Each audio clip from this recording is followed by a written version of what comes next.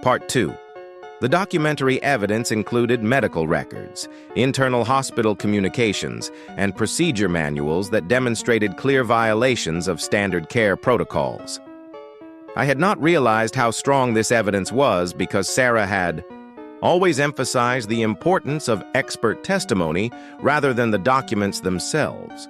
By focusing the jury's attention on the actual records, I was able to build a compelling case for medical negligence.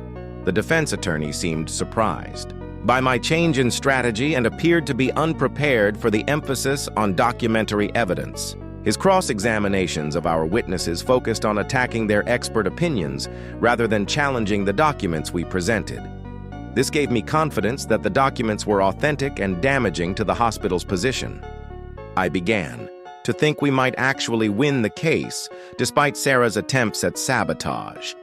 During closing arguments, I made a strong appeal to the jury based on the documentary evidence and the clear violations of medical standards that had resulted in our client's husband's death. I avoided relying on expert testimony and instead asked the jury to review the hospital's own records and procedures to determine whether proper care had been provided. The defense attorney's closing seemed weak because he had prepared to counter arguments that I did not make.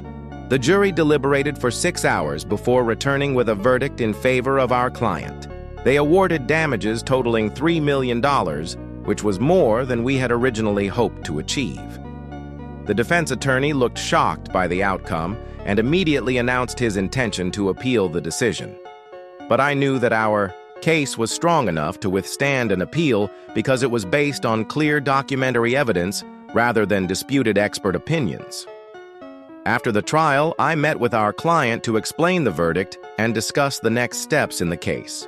She was obviously pleased with the outcome, but asked why Sarah had not been present for such an important day. I told her that Sarah had been dealing with a family emergency, but that I would arrange a meeting where Sarah could explain the situation personally. I did not want to reveal what I suspected about Sarah's corruption until I had more concrete evidence. That evening, I returned to my office to document everything I had learned about Sarah's behavior and to secure the evidence I had found at her house. I made copies of the bank records and insurance company payments before locking them in my office safe. I also wrote a detailed memo describing Sarah's suspicious actions and the changes in witness testimony that had occurred without my knowledge. This memo would serve as evidence if I needed to report Sarah's conduct to the State Bar Association. I tried calling Sarah multiple times over the next few days, but her phone went straight to voicemail and she did not return my messages. Her secretary said she had submitted a letter of resignation, effective immediately, and had not provided any forwarding address or contact information. It appeared that Sarah had disappeared completely rather than face the consequences of what she had done. Her abandonment of the firm and our clients was as shocking as her apparent corruption. 2 weeks later, I received a call from an FBI agent who was investigating financial crimes in the legal profession. The agent said they had been monitoring unusual payments from insurance companies to attorneys and had identified Sarah as a person of interest in their investigation. They had obtained warrants to search her bank records and had discovered evidence of multiple payments from companies involved in cases she had handled. The agent asked if I had noticed any unusual behavior from Sarah recently. I shared everything I had discovered about Sarah's conduct during our medical malpractice case and provided copies of the documents I had found. The FBI agent said my information was consistent with a pattern they had identified involving several other attorneys who had been taking payments to throw cases or provide inside information to opposing parties. Sarah was apparently part of a larger conspiracy to corrupt legal proceedings for financial gain. The agent explained that Sarah had likely left the post-it note as a way of assuaging her guilt about betraying our client while still protecting herself from direct exposure. The word written on the note was probably a code or reference that would have led me to discover her corruption without her having to confess directly. In a sense, she was giving me the tools to uncover her betrayal and save the case even though she could not bring herself to admit what she had done.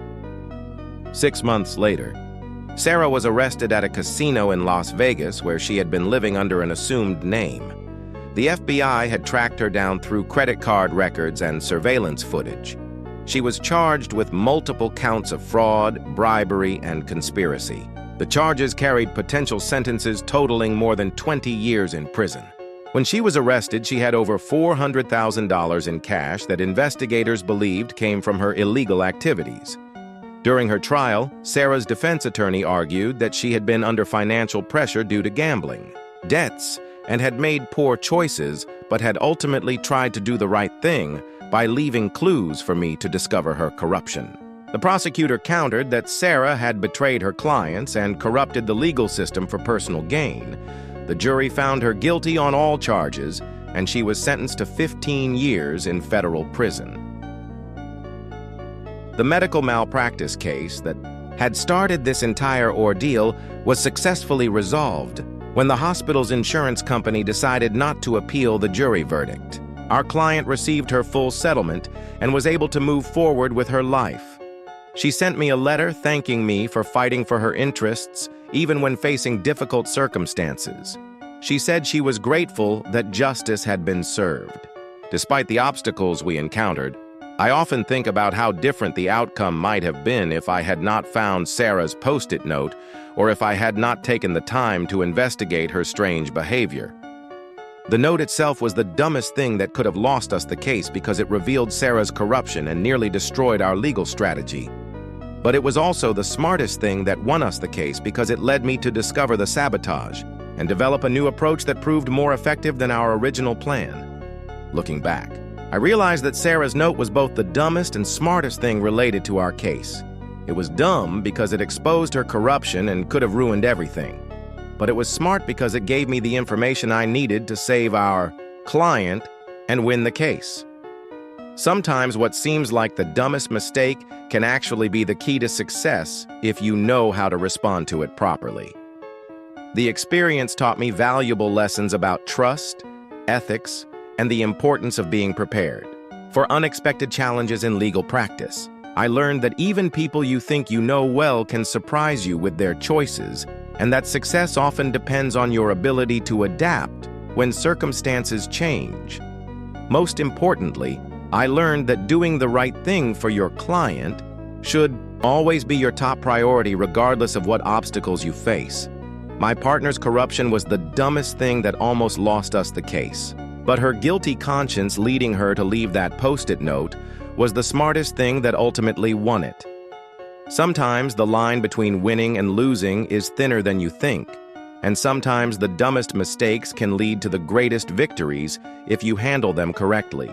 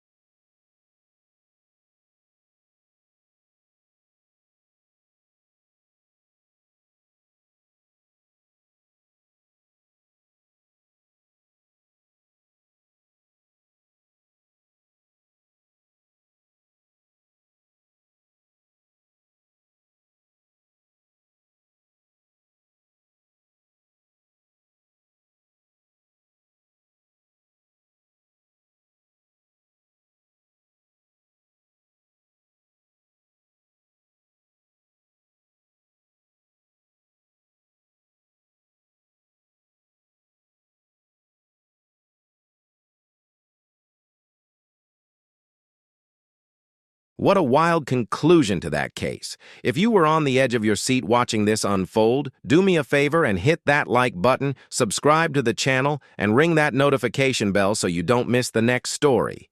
Now, a question for you. Do you think Sarah leaving the Post-it note was a dumb move that exposed her, or a smart, last-ditch effort to do the right thing? Let me know your thoughts in the comments below. Until next time, keep digging for the truth.